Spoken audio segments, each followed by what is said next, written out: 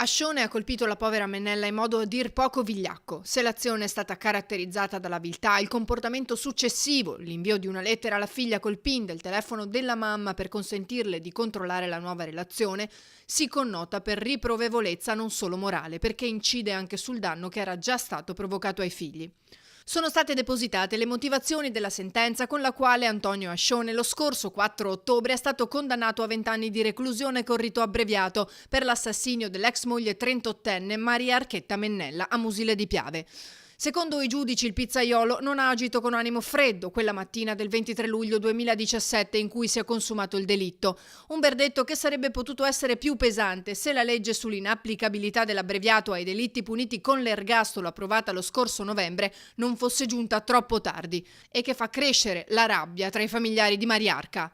La giustizia italiana è una vergogna che dopo che una persona dove esiste il rito abbreviato si deve togliere di mezzo questa parola, non deve proprio esistere più, perché uno che ammazza una persona deve marcire in prigione, non è che fra riti abbreviati, fra promozioni, premiazioni e tutte queste cose che ci sono intorno, noi fra 10 anni già facile che uno lo vede per strada e una persona non solo deve avere il danno ma pure la beffa, perché la giustizia italiana ci prende in giro. Non è vero che la legge è uguale per tutti, non è vero questa cosa, siamo delusi e siamo abbandonati da questa giustizia.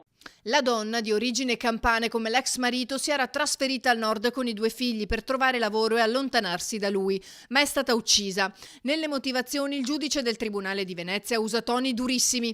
Ascione ha provocato volontariamente la morte della moglie, che è stata colpita da numerose coltellate quando era ancora a letto. A pesare sul verdetto è stato il mancato riconoscimento di 2 aggravanti, i futili motivi e la premeditazione. È un vigliacco.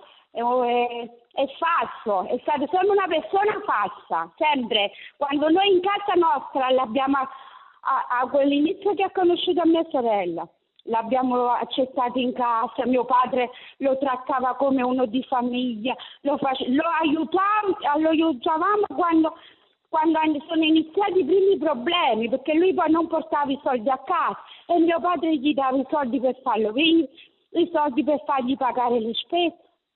Poi è morto mio padre e lui ha preso il suo provvedimento, picchiava mia sorella e faceva lo schifoso che era. E Senta, la giustizia dov'è?